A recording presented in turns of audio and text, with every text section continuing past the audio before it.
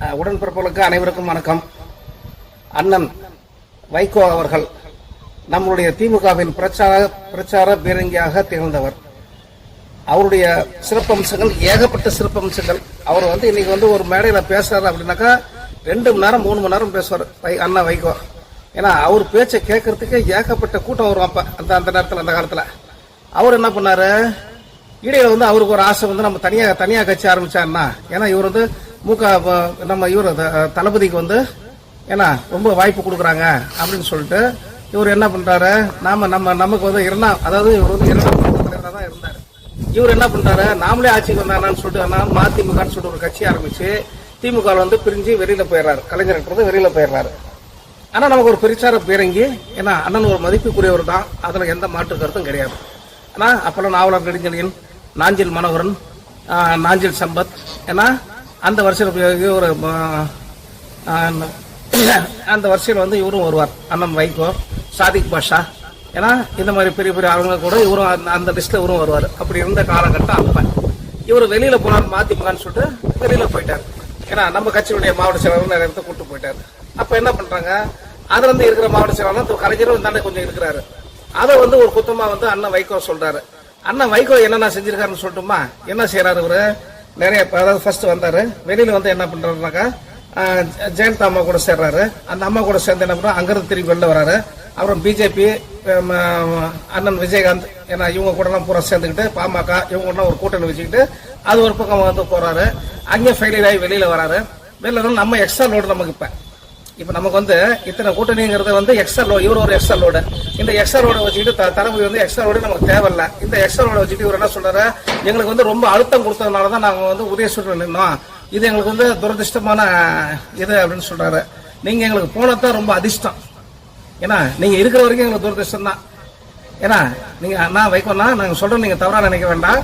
ஏன்னா நீங்க போய் பம்பர சின்னத்தில் நீங்க நின்றுந்தாதான் உங்களுடைய ஓட் பேங்க் என்னன்னு எங்களுக்கு தெரிஞ்சிருக்கும். ஏன்னா நீங்க என்ன பண்றீங்க, திமுக ஓட்டை வாங்கிட்டு நீங்க என்ன நினைக்கிறீங்க, 2 சீட் வச்சிருக்கோம் நம்ம போய் உடனே மந்திரி ஆகிறாங்கன்னு சொல்லி நீங்க கணக்கு போட்டு நீங்க பேசுறீங்கிறது எங்களுக்கு எல்லாத்துக்கும் தெரியும். அந்த அளவுக்கு திமுக காரன் அந்த அளவுக்கு முட்டாள் இல்ல.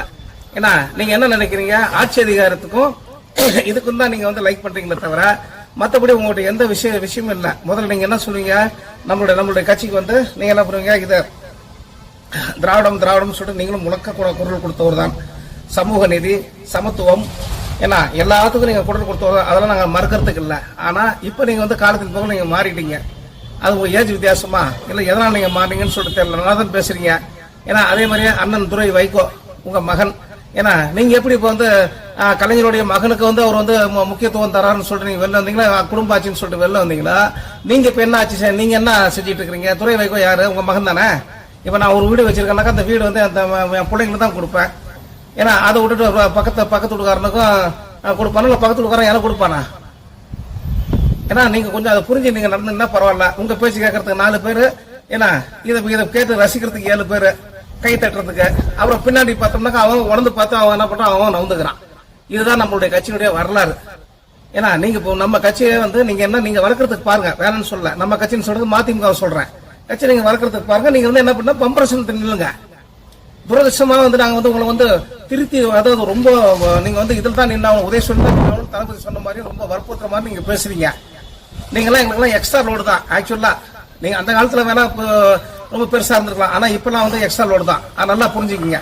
இப்ப ஒண்ணும் இல்ல, நீங்க இதை ரிசைன் பண்ணுங்க. ரிசைன் பண்ணிட்டு நீங்க தனியா போயிட்டு நீங்க தனியா போங்க பார்க்கலாம். உங்க இதுல பம்பரசன் நின்று நீங்க ஜெயிங்க. எங்க ஓட்டை வாங்கிட்டு எங்களே நீங்க பேசுறீங்கன்னாக்கா எங்களுக்கு சரியா இருக்குமா? அதே மாதிரி துறை வைக்க நான் திடீர்னு அழுவாரு, திடீர்னு சிரிப்பாரு. திருச்சியில ஒரு மீட்டிங் திடீர்னு அழுவாரு, திடீர்னு சிரிக்கிறாரு. நாங்க துரதிருஷ்டமா திமுக சேர்ந்தோம். திமுக துரதிருஷ்டம் நீங்க சேரல. நீங்க திமுக விட்டு வெளியில போனது எங்களுக்கு அதிர்ஷ்டம். அதை நீங்க புரிஞ்சுக்கிட்டா எங்களுக்கு சரிண்ணா.